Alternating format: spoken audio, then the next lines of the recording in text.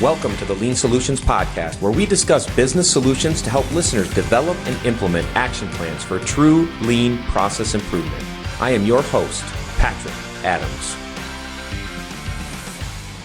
Hello and welcome to the Lean Solutions Podcast. My name is Patrick Adams, and today's guest is Tony Hayes. Tony is a returning guest. If you go back to Season 1, Episode 57, Tony and I talked about lean transformation.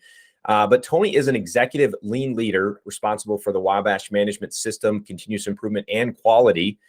He's supporting the CEO and executive leadership team, driving customer value creation. Tony also serves on the executive advisory board for the Shingo Institute. He has extensive experience in delivering profitable growth, improving risk profile, and increasing return on invested capital in the automotive, transportation, aerospace, and defense industries. Welcome to the show, Tony. Thank you, Patrick. It's awesome to be invited back again. Thank you. Absolutely. We had such a great conversation last time. I wanted to dive back in with you and talk specifically around learning culture. So we're going to dive into that. But for those of you that are listening in and can't see the video right now, I'm just looking at Tony's background, and it looks like you have quite a few sports memorabilia, including MSU. So are you an MSU alum? Yes, I am. Proud MSU alum. Go green, go white, and Spartan strong. Absolutely. And Michigan State was in the news recently. Unfortunately, not for a positive situation, but there was a shooting on campus. Yes. And for those that don't know, that's obviously right in my backyard and Tony's backyard. And it was a pretty intense situation, an unfortunate situation. Tony, what's been your experience with the recent shooting there and what's gone on? Yes. I also have the opportunity and pleasure to serve on the West Michigan Spartans board, their executive committee. And we've been talking a lot, obviously, about the event. And quite honestly, just kind of going down memory lane and thinking about our times on campus and walking by those very familiar buildings and just thinking back to what our experience was like and how these students are, probably now forever affected by those terrible events. And those three students, obviously, their families, having a loss like that has to be tough and challenging. What has been really encouraging, though, is just the overall support in the Spartan community. We have a slogan called Spartan Strong, and very much so, all of the Spartans, worldwide have really come together to try to embrace, the students and the families that had to go through this. Yeah, that's amazing. And I don't want to mention the name of the shooter, or even talk about the shooter. What I'd really like to do, if you're okay with it, is really highlight the individuals that lost their lives that day, and maybe even a moment of silence for those three individuals and the many others that have been impacted from the shooting. Tony, do you have the names by any chance of the three individuals that? The three students, Ariel Anderson, Brian Frazier, and Alexandria Werner were the three students that were clearly affected. And appreciating your sentiment there in a moment of silence would be great if we could do that. Yeah, let's do that. Let's take a few minutes here.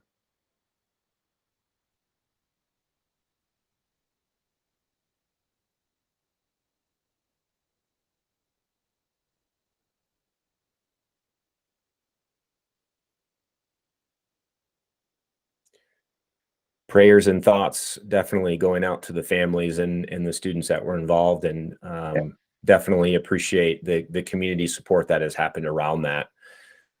So thank you for taking a minute just to hit on that, Tony. Appreciate the connection that you have there, and definitely my prayers go out to the people that were impacted.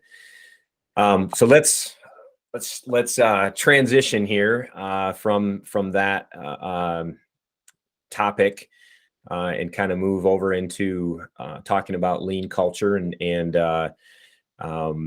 specifically some of your experiences there.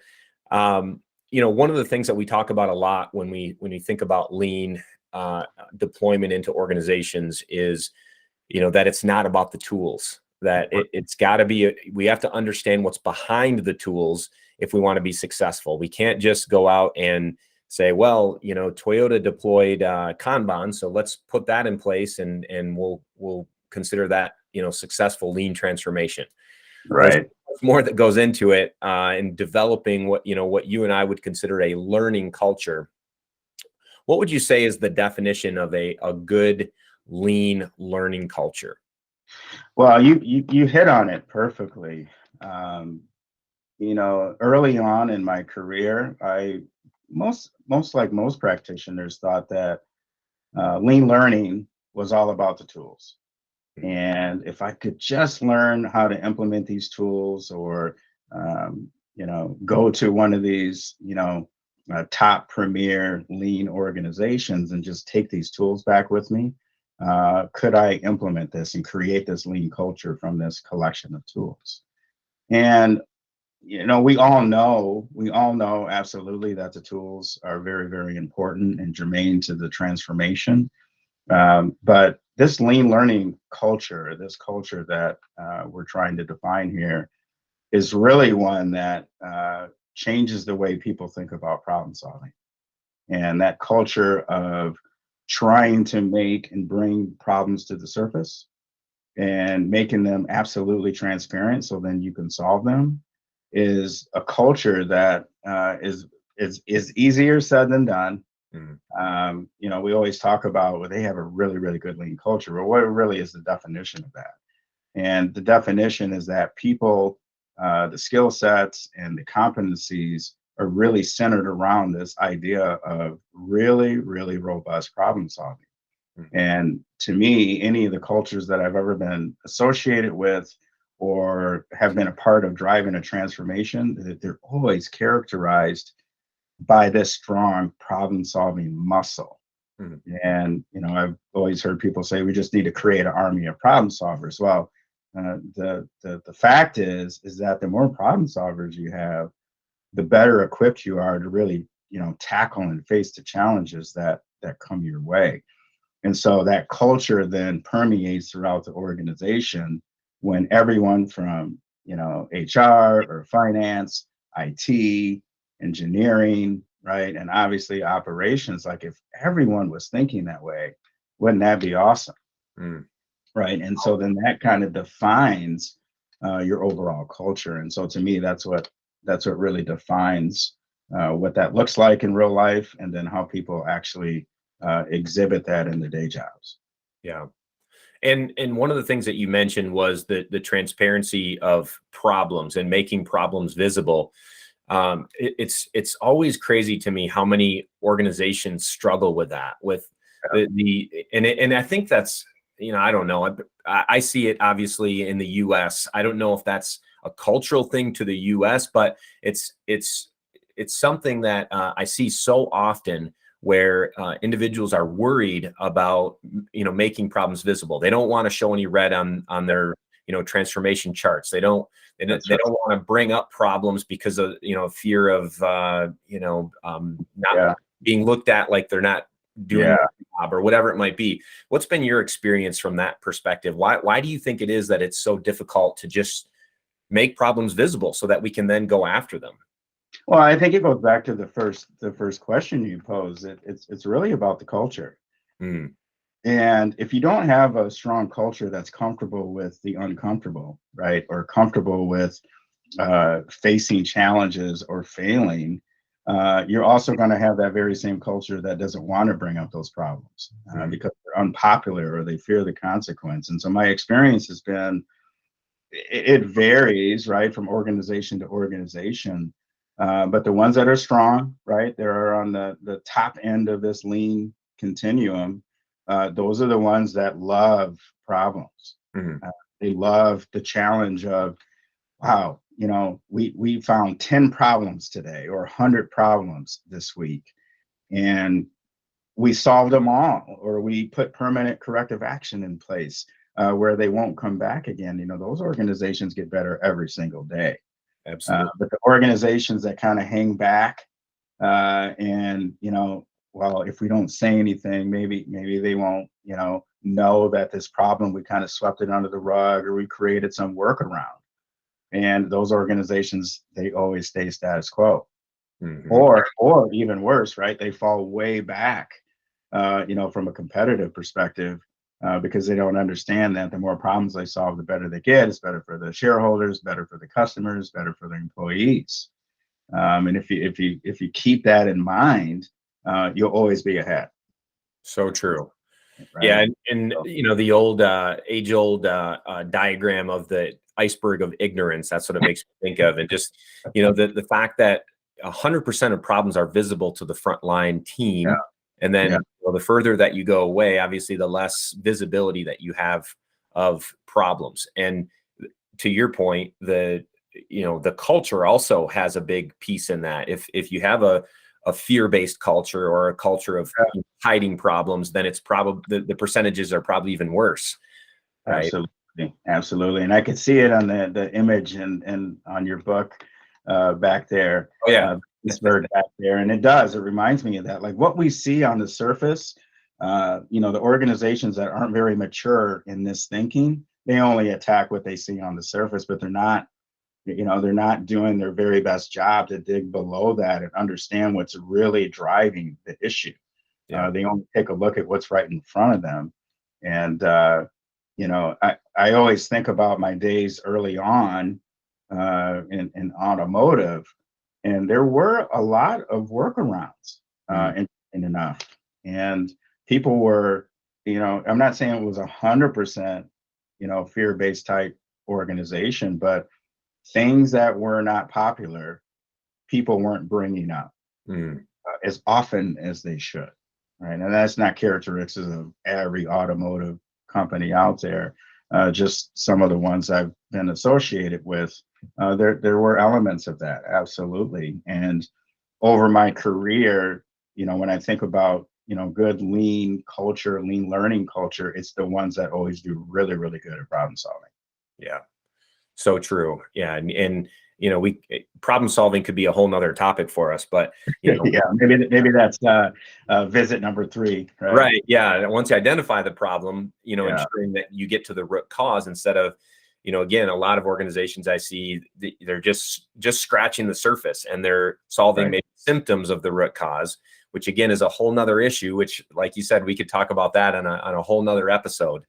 But the first step is to just make problems visible. And, then, developing that learning culture takes the ability of leadership to support team members in experimenting and helping to solve those problems, after we've made them visible.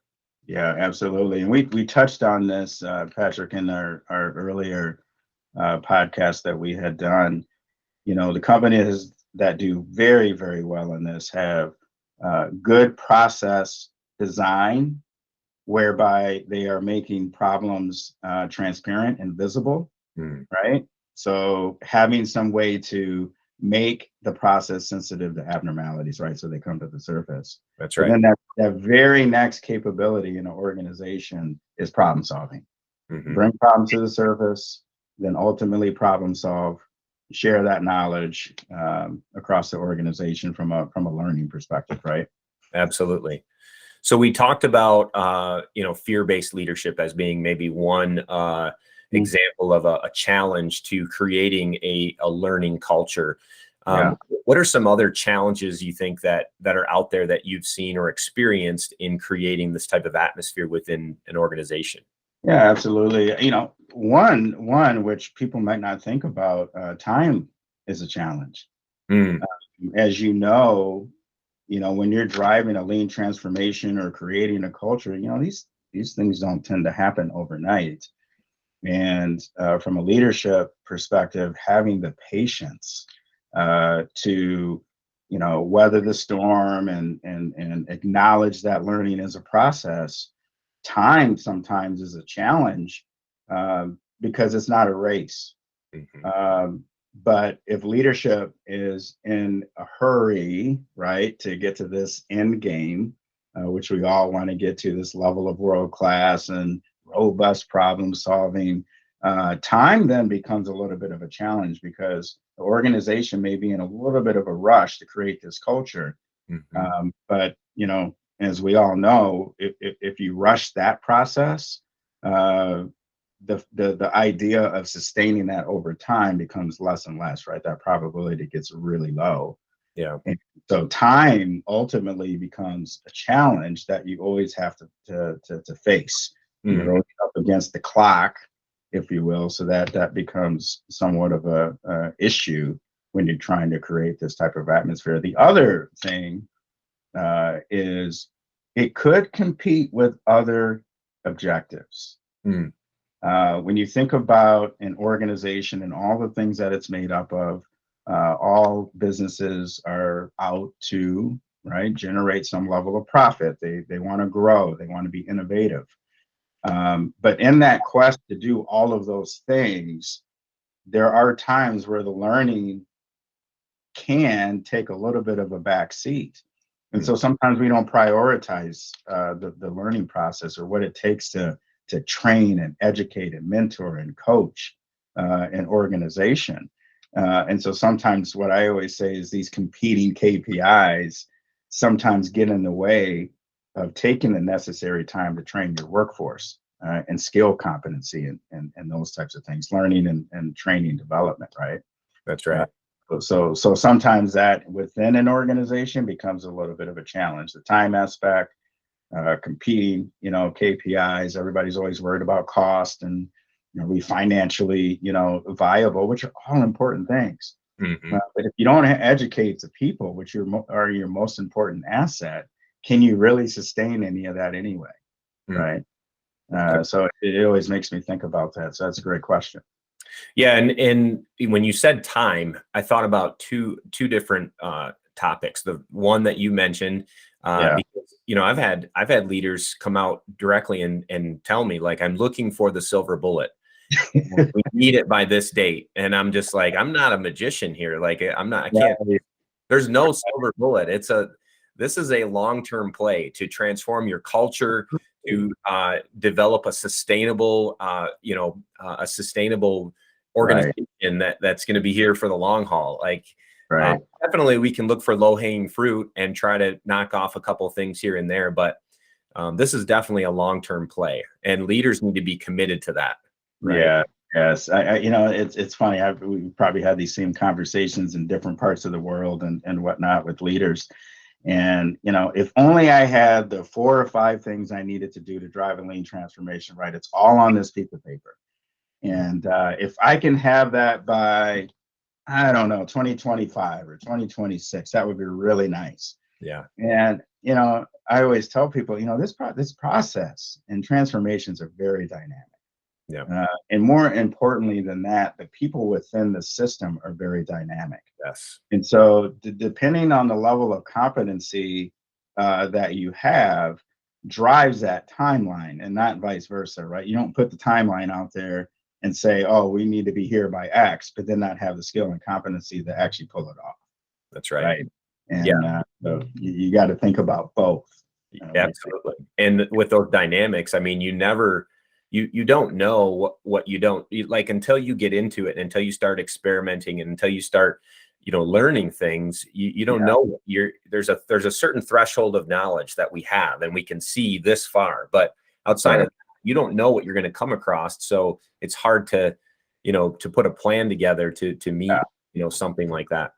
But the other thing that I thought of when it came to time that I hear a lot is, we don't have time for that, or we don't like, you want us to do a 3-day Kaizen event or a 5-day Kaizen event. I can't take people off production for 5 days. Like, that's crazy. So any experience with that, or how would you respond to someone that says, we just don't have time for this. Like, we have too much going on, can't do it, let's figure something else out. I think the first thing, Patrick, I always think about is, what if we don't do this? right? Like, what if we don't take the 3 days or 5 days? That's such a small commitment of time. And it's so interesting, even after, 2.5, almost 3 decades of doing this type of work, I still hear that. I still hear that. I still hear organizations say, and leaders, oddly enough, say, I can't take folks off the floor. I can't dedicate a full 3 or 5 days to this. And my question always back, or my statement always back, is what else are you doing? Mm. Right? Are you telling me in one response that you're just happy with status quo? You don't really want to get better? Like, we are trying to take an opportunity to take your smartest folks, right? Your skilled technicians, your skilled players, your subject matter experts within this process, and we're going to all come together and collaborate and try to identify the waste opportunities that we have, the flow opportunities that we have to make your process better. That doesn't sound good to you? Like, I'm confused. Right. And so my experience always with that is that in organizations that say those types of things or make those types of statements, there's a lack of trust. Mm. I think there's a trust element that this is not going to help me get better because we don't really trust the process. And to me, that also lends itself back and goes right back to culture. Mm-hmm. Right? The culture of an organization that feeds off of those types of events.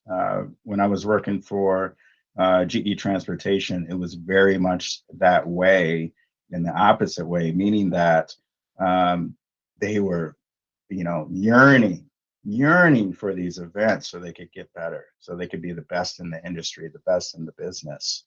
Yeah. And it was very refreshing, because in our jobs, a lot of times we're doing a lot more pushing and convincing that this is the right thing to do. Mm-hmm. Lean is an enabler, and this will enable us to meet our growth targets and allow us to be more innovative and creative and solve problems, and not necessarily have the pull right into the business, right? And so I've had experience both ways, as you can imagine. Over a couple decades, you run into all different kinds of scenarios, but the ones that are really, really good are the ones where you're getting pulled in and not kind of pushing your way through the door. The most dangerous phrase in our language is "we've always done it this way." There are an awful lot of posers out there. People that do lean because they're mandated to do it. They think it will work. How stable are you today? What are your goals? Are you generating small, simple improvements? There are very few people that embrace lean with their full heart, head, and emotion. Let's imagine that your current output is top-notch. Is that enough to stop innovating and stop reaching for more? Patrick's book uncovers the essence of what those organizations look like and what the posers look like. Caution, are you in the fake zone or the real zone? Order your copy today at avoidcontinuousappearance.com. And you mentioned, we're talking about Kaizen events as well, which for those that are listening in and maybe are new to lean or continuous improvement, a Kaizen event would be a focused improvement event where you're bringing a whole bunch of maybe something that improvement that might happen over 3 to 4 months, and you're squeezing it down into 3 days or 5 days. It's a very focused event, very focused. Yeah. We also, look at daily Kaizen, which is just small daily improvements, little things that you can be doing every single day. So I don't want people to get the wrong impression that Kaizen events, means lean. There's so much more, right? To developing a culture, a learning culture than, a focused improvement event. Absolutely. And I'm glad you made that distinction. I had a very interesting dialogue with one of my colleagues, and the question was asked, why do we actually call them Kaizen events? And I said, elaborate on that a little bit more. And he said, well, event feels like it has some finality to it. Hmm. And if the Kaizen process, if it is rapid improvement, that cycle really never ends, right? So it doesn't end on the Friday or the Wednesday when you're done with the event. It actually carries on. Sure. And so you're right. Kaizen is a mindset. Yes. And so just because you block off some time on a calendar to get everybody together, it's really, just a way to get people in a room in a specified time. But it doesn't mean the work ends. One of the things I always tell people at the end of a Kaizen week is the week you're actually in the Kaizen and doing the work, that's actually the easiest time, right, for you. When it really gets hard is when you go back to your day job on the Monday, following the Kaizen, and where you truly behave and act differently than you did before we had the Kaizen. Like that's the learning, right? And if you're not actually thinking and focusing and looking at problems and ways in a different way, then we didn't spend our time very well during that week, right? So the real work starts after the Kaizen, not during. Oh, I love that. That's such a great point, Tony. I appreciate that very much. Now, what would you say when talking about Kaizen, daily Kaizen events, but, just a learning culture as a whole, what would you say, what role does leadership play in facilitating or creating that platform for learning? Yeah. We touched on a little bit of this. I mean, it goes without saying that leadership has to support at the highest level. They have to show a high level of interest and engagement in creating this learning culture. But the best way I actually know is for them to participate in the learning process. If not, then they're not really embodying the values and the importance around this learning culture. Like if they're not educating themselves on the benefits of lean and what a lean culture really looks like, and more importantly, have their own leader standard work that begins to outline how they're moving about their day, right? They have to be an example, right? And so that to me, that's the most critical role leadership can play, is to not be a spectator and watch the transformation, but be in the transformation, right? And so by being in it, they themselves then are creating this culture by which the organization needs to move towards. So that's what I've seen in my experience. That has worked really, really well when your leaders are actually living the principles and the culture and creating this learning atmosphere for sure. Love that.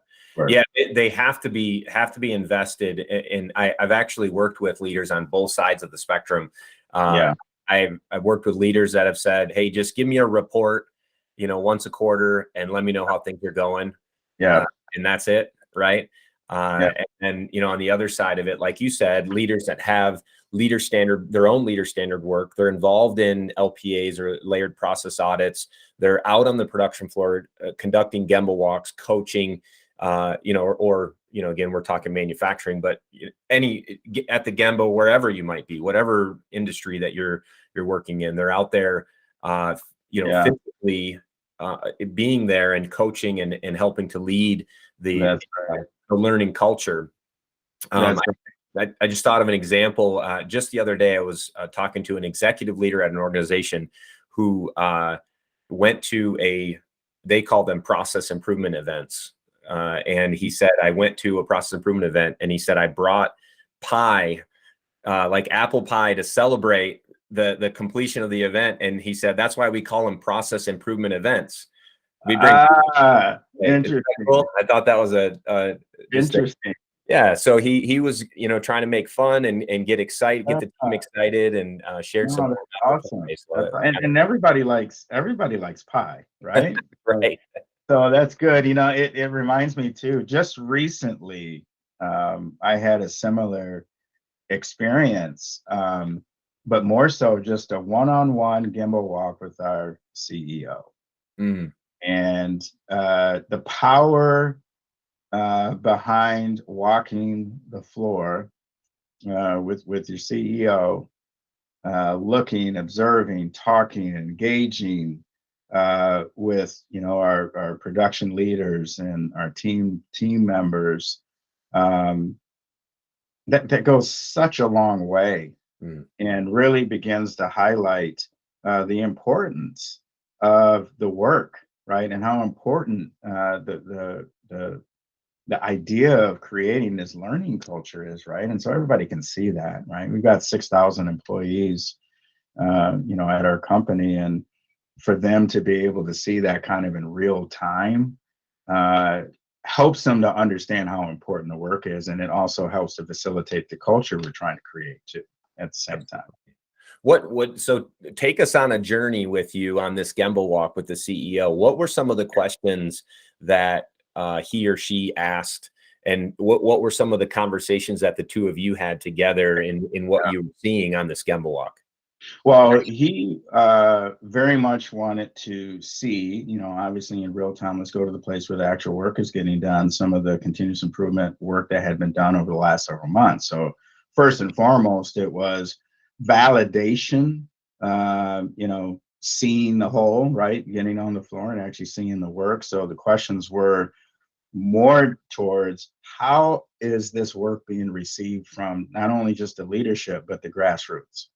Are they connecting to the work? Are they providing, ideas for improvement? Are they engaged, right? Or are they kind of hanging back, feeling as if they can't contribute to the overall improvement? He was really, really concerned about that overall connection.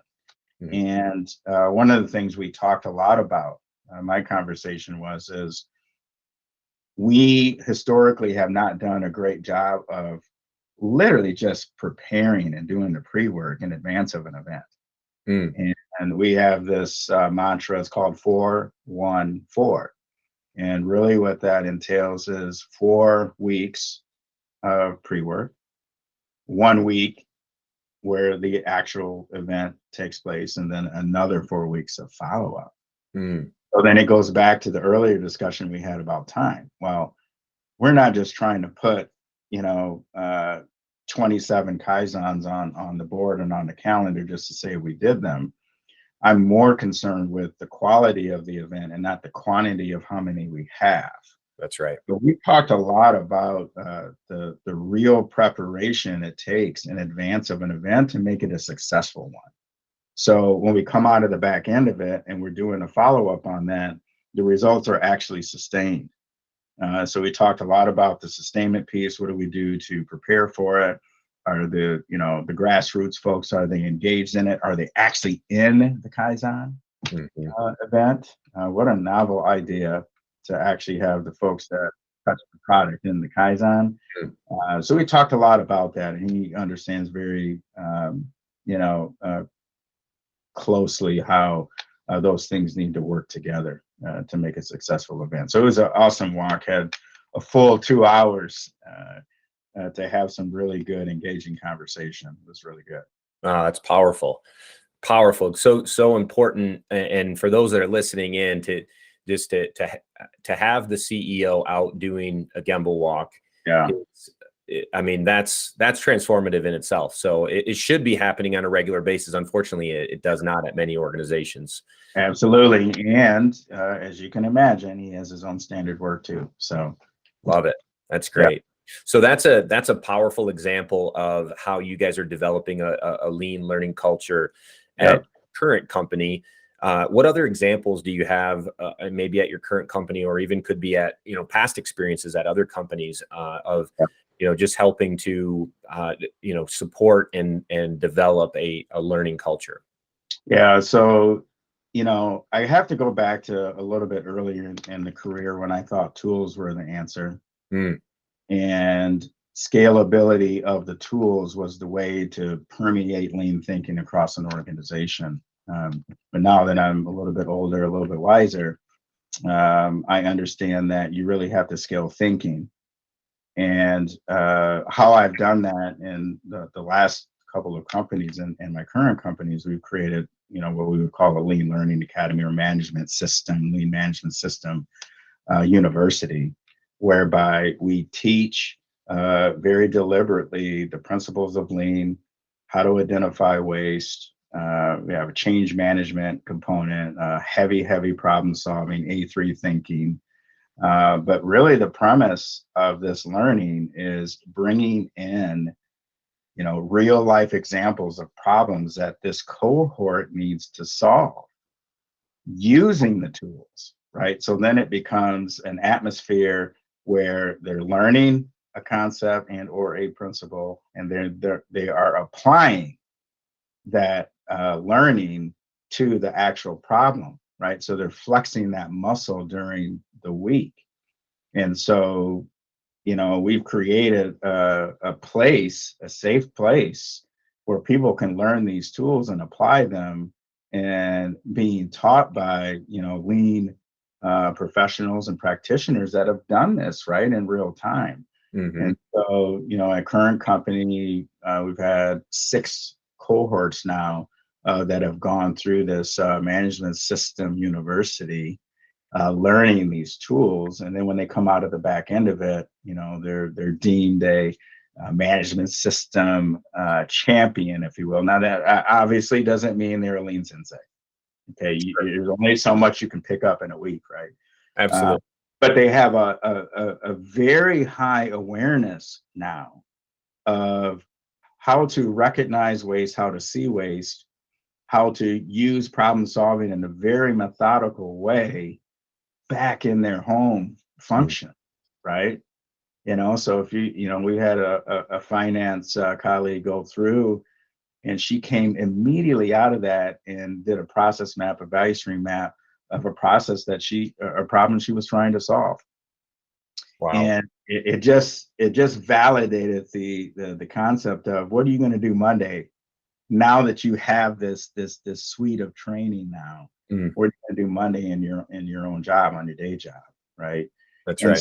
So that, Patrick, is a way to begin to scale this thinking. And so if we've had 6 cohorts now, it's 160 people, plus or minus a few, that now can problem solve in a different way, see waste in a different way, understand lean principles. They aren't scary, they aren't overwhelming or intimidating, and you can actually solve some real problems in real time. Absolutely. And you can scale that, right? Like, now we can go across every level of the organization and get people into this learning environment, this culture, and begin to create that. And then they become an extension, right, of the KPO, right? So now it's just not, my team of experts driving the change. Now you've got 160 more people, this army of problem solvers out there doing all these kinds of things within the organization, right? And that's how you scale. That's massive. And the other thing too that happens is when they go through those classes together, or the same class, different. Yeah. When you get into an A3 activity, or you're doing any kind of problem solving, you're speaking the same language. So things are so much more efficient, even in your problem solving. That's right. That's right. That comes out loud and clear when we get the feedback from the classes. Is now, interesting enough, we have a common vernacular. We have a common language by which we talk about problem solving. And it isn't just about the tools, it's about how we actually engage in this process now. And I get that all the time. I was just at the NTA truck show in India I mentioned on our earlier discussion. And one of the gentlemen that is signed up for the next cohort said, a couple of folks from my team have gone to the university training, and they're using all of this language, and I know some of it, but I don't know all of it.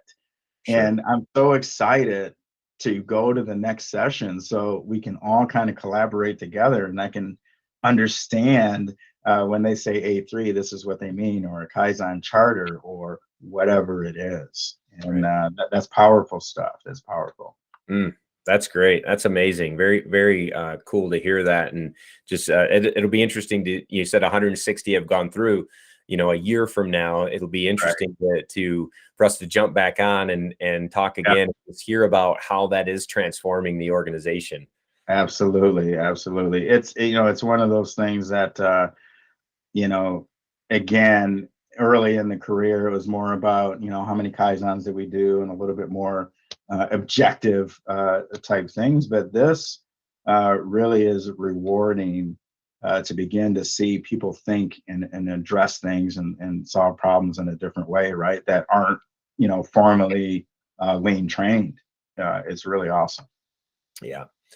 It made me think of a quote while you were talking about that. I don't know exactly how it goes. I think I've mentioned this before, but it's something like two executives were talking, and they were like, one of the executives was like, "Man, we're going to invest all this training or all this time in training these people. Like, what happens if they go through our training and then they leave and they go to a competitor company or another company?" And the other executive looks at him and says, "Well, what if we don't train them and they stay?" That's right. That's right. That's right. I've heard that several times, and it's absolutely true. Yeah, it's like, why you have to. It's a must for all the reasons that we talked about. Yeah, and it's awesome if it can be a transferable skill. I mean, why not take that risk, right? You are upskilling and upgrading the competency level of your greatest asset in the organization, which is your people. Yeah. And why wouldn't you want to do that, right? Why not? Absolutely. And Tony, I'll just mention one other thing, and it's actually a question. But so again, some people are probably listening in and going, "Well, a week of people off the floor, sitting in a classroom, is it justified?" You and I would agree that it is for many different reasons. But what I will say too, though, is, and this is a question, I guess, not me saying I have a question. Are there other ways to train people? Do they have to be pulled off the floor and put into a classroom?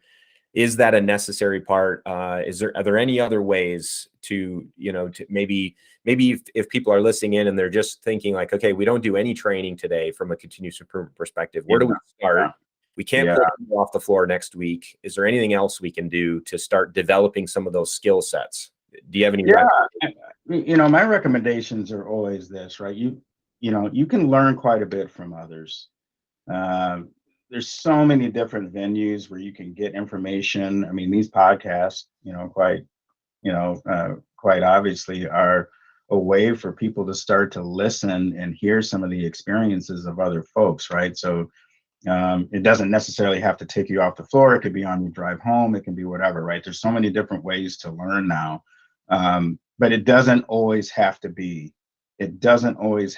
something where you get pulled off the floor and you're in this closed room and whatnot. We have a learning system whereby folks can go on their own time and get these bite-sized versions of these concepts and principles, right? And so they can learn at their own pace, like self-paced type thing. And so then when they do jump into an event, they are well more equipped to be able to bring that learning and that knowledge, right? So when somebody says Junka or something like that, or Kanban that they may not be familiar with, because they've gone through this overview, sure, right? They definitely can get a better connection to some of that information. I mean, there's books, there's all kinds of things, right? Yeah. But one of the things I ask people to do is, sometimes get out of the four walls of the organization that you live in, right? Sometimes good doesn't exist within the four walls. And so sometimes you have to do a little bit of benchmarking and understanding what other organizations are doing to get that knowledge. Oh, that's so true. And I'm part of a lean users group here in West Michigan for that exact reason. I mean, I'm a lifetime learner, so I'm always going into other companies to see how they're applying the tools and techniques and what their culture looks like and challenges they have and all these things. There's so much you can benefit from that.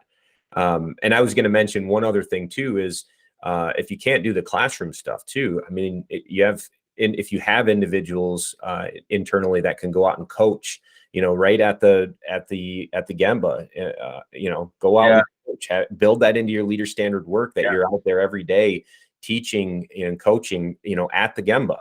Yeah. To me, it's a great point. Immersion, right? Following along with someone that is a little bit more versed and experienced with how to walk the gimbal, how to walk the floor, how to engage with folks, right? And kind of be in a shadow of that person is the way to do it. It's almost like a coaching, coaching kata improvement kata type scenario, where you have that kind of relationship between the learner and the coach, if you will. Absolutely. So true.